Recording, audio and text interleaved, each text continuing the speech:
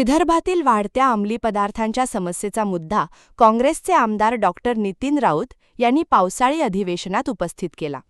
नागपूर, गडचिरोली, यवतमाळ आणि वर्धा जिल्ह्यांमध्ये अंमली पदार्थांचे वाढते जाळे चिंताजनक असल्याचे सांगत त्यांनी सरकारकडे कठोर कारवाईची मागणी केली. यास उत्तर देताना मुख्यमंत्री देवेंद्र फडणवीस यांनी राज्यात लवकरच ड्रग्ज मुक्त महाराष्ट्र ही विशेष मोहीम राबविण्यात येणार असल्याची घोषणा केली. अंमली पदार्थांच्या व्यवहारांची माहिती देणाऱ्यांची ओळख गोपनीय ठेवून त्यांना बक्षीस देण्याची योजनाही राबविण्यात येणार असल्याचे त्यांनी सांगितले.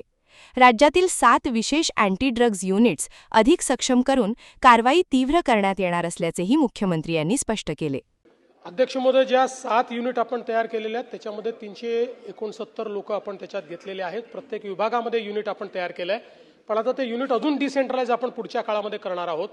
पहिल्यांदा आपण काय करायचो की त्याच पोलीस स्टेशनमधले लोक त्या ठिकाणी करायचो. आता हळूहळू कंप्लीट युनिट म्हणजे हे आता पदनिर्मिती करून आपण युनिट तयार केलेले आहेत. त्यामुळे हळूहळू ही पदनिर्मिती खालपर्यंत करून सगळीकडे हे युनिट्स आपण तयार करू.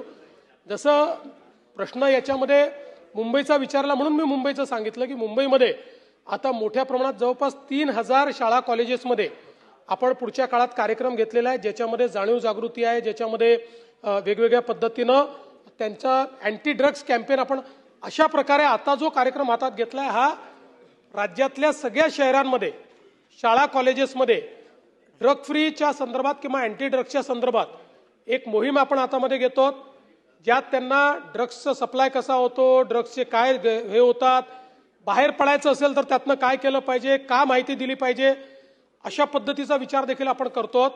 त्यामुळे निश्चितपणे त्या संदर्भातली कारवाई जी आहे ती कारवाई आपण करू.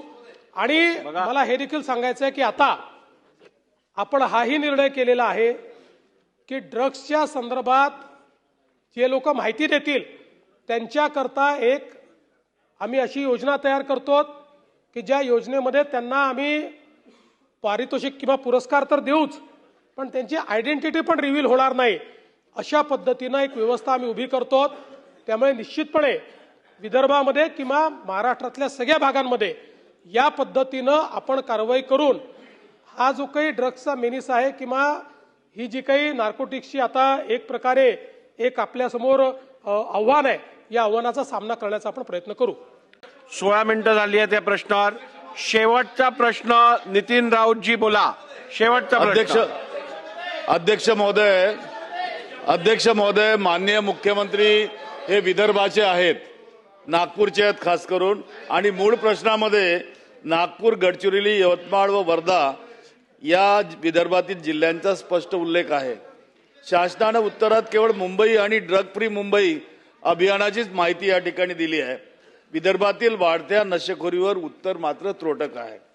अध्यक्ष महोदय, सन 2025 मध्ये राज्यात 523.17 कोटीचे अंमली पदार्थ नष्ट करण्यात आले.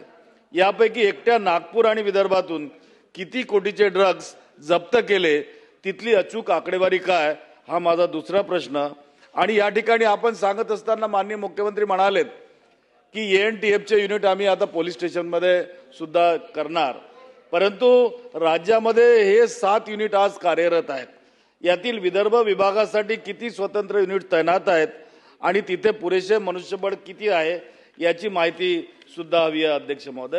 अध्यक्ष महोदय, नागपूरमध्ये रस्त्यावरील लहान पेडलर्सला पकडून जर आपण ऑपरेशन थंडर याचं कौतुक करत असू तर कुठतरी आपण चुकतो ते लक्षात घेतलं पाहिजे. अध्यक्ष महोदय, कॉलेजच्या विद्यार्थ्यांकडे LSD कागजी नशा सापडूनही स्थानिक पोलिसांनी माहिती अभावी त्यांना 2दा सोडून दिले.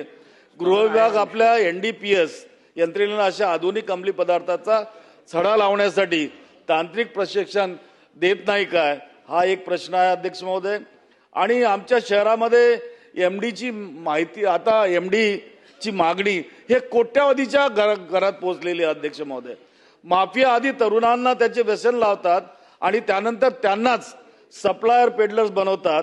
शाळा कॉलेजच्या रस्त्यावर हे रोखण्यासाठी सरकार काय ठोस पावलं उचलणार आहेत, काय ऍक्शन प्लॅन आहे, हा माझा चौथा प्रश्न. आणि 5वा प्रश्न, विदर्भात प्राण्यांना शांत करण्यासाठी वापरल्या जाणाऱ्या औषधाचा मानवी नशा म्हणून झॉम्बी ड्रग्ज सारखा सर्रास वापर केला जात आहे. ही अत्यंत घातक औषधे मेडिकल स्टोअर्समधून तरुजांपर्यंत सहज कशी पोहोचत आहेत यासंबंधीची माहिती मला हवी आहे अध्यक्ष महोदय. क्या हुआ बहू? माँ, पाइल्स की बहुत तकलीफ हो रही है. तो तुम गुदरोग सर्जन के पास क्यों नहीं गई? देखो, जैसे हार्ट के लिए हार्ट स्पेशलिस्ट, ब्रेन के लिए ब्रेन स्पेशलिस्ट, तो पाइल्स के लिए पाइल्स स्पेशलिस्ट क्यों नहीं? स्त्री हो या पुरुष, टॉयलेट में तकलीफ केवल पाइल्स ही नहीं, और भी कई प्रकार के गुदरोग तथा कैंसर भी हो सकता है. इसीलिए इसकी प्रत्यक्ष जांच जरूरी है.